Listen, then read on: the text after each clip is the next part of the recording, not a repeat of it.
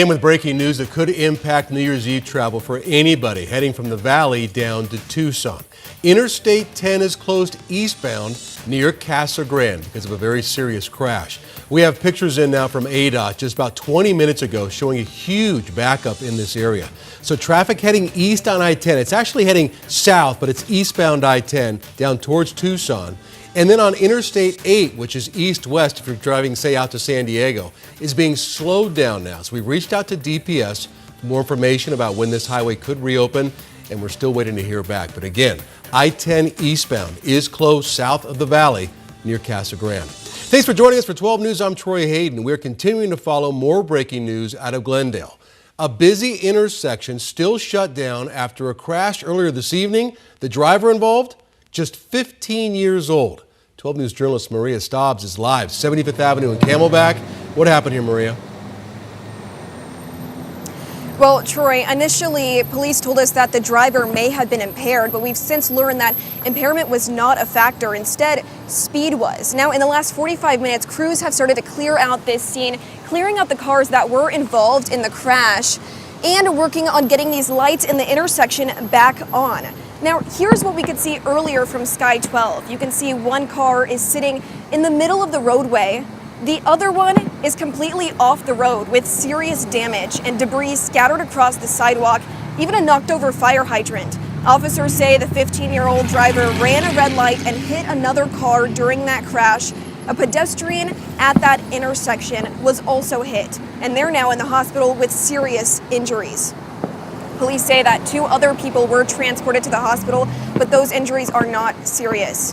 We're live in Glendale. Maria Stobbs, 12 News. Crash there. Maria, do we have any idea how that 15-year-old got a hold of a car? Was it stolen or just take it out without permission? We don't have any information on that teen or how old they are, who they are, their identity, or if there was even their car. All we do know is that they did run at this red light and hit that other car where this pedestrian was also hit. All right, Maria Stobbs, live 75th Avenue in Camelback. Thank you, Maria. Well, tonight is New Year's Eve, so all Valley law enforcement agencies are on high alert looking for drunk drivers. Major operation is happening in Tempe tonight. 12 News journalist Chase Golightly joins us live with an exclusive look at what's going on. So what's happening, Chase? Troy, we are currently at the East Valley DUI Task Force Command Center where anyone suspected of drunk driving will be brought here to be processed. Now, this has been going on since about 7 o'clock. So far, we haven't seen anyone come in, which is hopefully a good thing. People are getting those designated drivers or using some other ways to get home. But we are told as the night goes on, especially after the ball drops at midnight, they are expecting this place to get busy. The sign says open, but this is the last spot you want to be on New Year's. East Valley Police Departments from Tempe, Mesa, Scottsdale, and more all gathered near ASU with the same mission. Go after anyone suspected of drinking and driving. We're trying to make sure people don't put others at risk, and we want everyone to get home safe. ASU police officer Adam Wolf says New Year's Eve is one of the busiest nights of the year for them. I mean, you can tell just by the number of officers and agents that are going to be here. While it's based in Tempe, 40 to 50 officers will be patrolling all over. Essentially, you have a 15-mile radius to stay in if you're an officer on patrol, so we cover a lot of the valley. Anyone who is believed to be drunk behind the wheel is brought back here to the command center, where they can conduct breathalyzer tests, draw blood, and transport people to jail. It helps expedite the process a little bit, allowing officers to head back to the street quickly. Wolf hoping it will be a quiet night, especially with ride shares also out in full force and Valley Metro offering free rides until 2 a.m. There's no reason to get in your vehicle if you've had any alcohol or consumed anything that would impair your driving. If not, these police departments are ready. A lot of it just depends on if people are making good choices or bad choices, right? If they make bad choices, we'll be a bit busier, but we want them to make good choices. You know, the goal is not to have to arrest everyone. We want everyone just to get home safe. That's our goal tonight. Now, this operation will be going on until the early morning hours tomorrow. So again, if you plan on coming out here to Tempe, maybe going to Mill to celebrate, or really anywhere here in the Valley, be sure to get yourself that designated driver or get yourself a ride share. We're live in Tempe tonight. Chase Golightly, 12 News. Chase, it's interesting with so many different police agencies and their big vans out there. So that's kind of a central hub. So if you get pulled over in Chandler, do they bring you there? If you get pulled over in Phoenix, do they bring you there to Tempe? Is that where pretty much everybody's going to be, processed?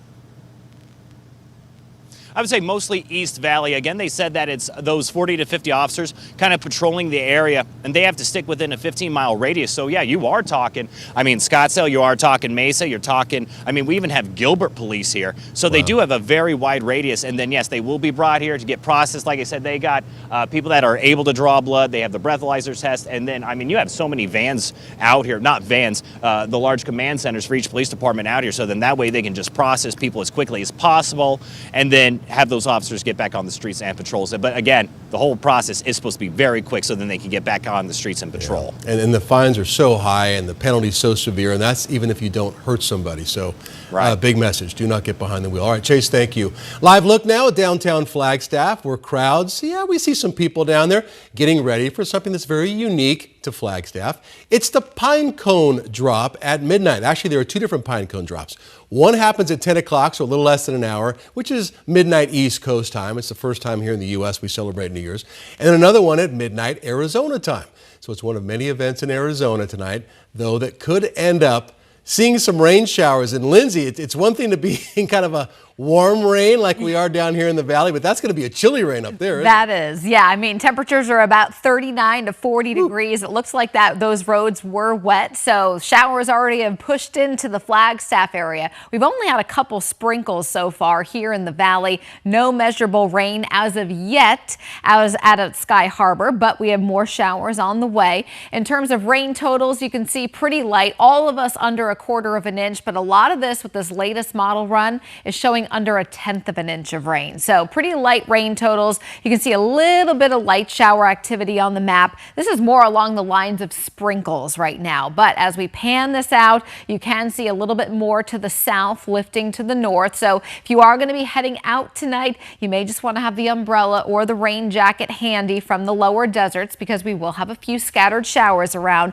But it's not looking like it's going to be nearly as heavy here versus the high country where we've had several hours of rain, especially across Mojave County, Lake Havasu area, Kingman, and up through Coconino counties. It's been raining for the last several hours, and it's a cold rain. We're talking temps right now in the 30s and 40s. For New Year's Eve in Phoenix, we do have a slight chance for a couple showers around midnight. Temps there will be in the low 60s.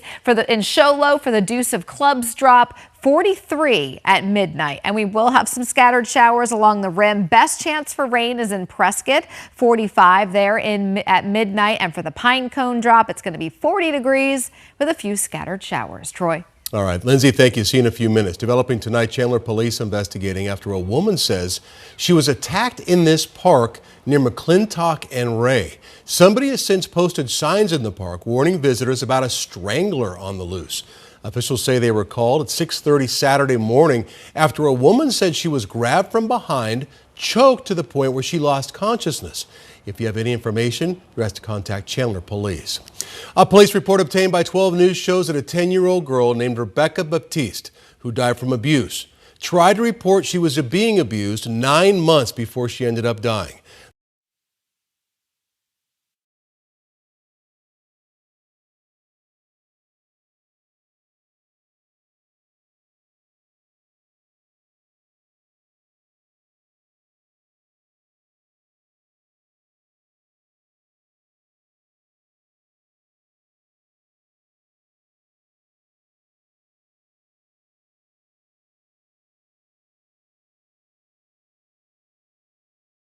A millionaire farming tycoon from California has been extradited back here to Arizona to face charges of murdering his estranged wife in Pine Top. Navajo County Sheriff's Office says 63-year-old Michael Abadi is now in jail in Holbrook. Abadi appeared before a judge today where he pled not guilty to the death of his wife, Carrie Ann Abadi. Police say he drove straight from California, shot his wife through the window of a home they owned, and then drove back. The judge set his bond at $5.5 million. He's due back in court on March 17th. A memorial sits alongside Interstate 10 to remember this young Valley woman who was brutally murdered back in 2023. Her name, Mercedes Vega. She was kidnapped from her apartment and was later found dead in a burning car near Tonopah. 12 News journalist Gabriela Becerra has more. 2025 brought a lot of new developments in Mercedes Vega's case. As the year comes to a close, her parents are honoring their daughter with a new memorial. On the side of Interstate 10 near milepost 85. It's where she took her last breath, and it's the last place she was alive. Mercedes Vega's parents are bringing some peace to a horrific place. Erica Pillsbury made this cross and Tom Pillsbury installed it together, leaving little reminders that their daughter is loved and missed. The first time we stood it up, after I had been working on it with her name on it,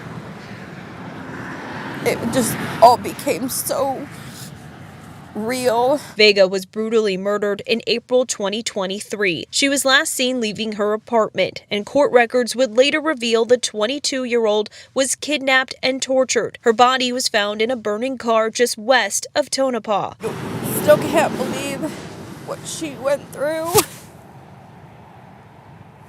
and how scared she must have been.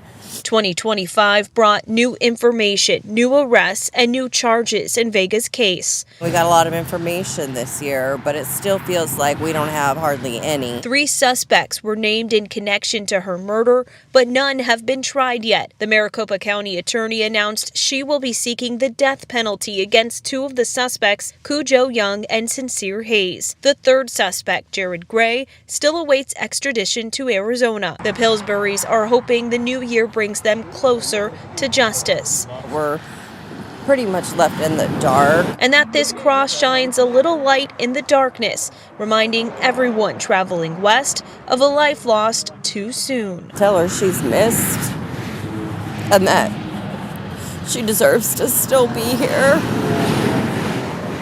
and that she's so loved. Trial in Vega's case is currently scheduled for 2027. Near Tonopah, Gabriela Becerra, 12 News.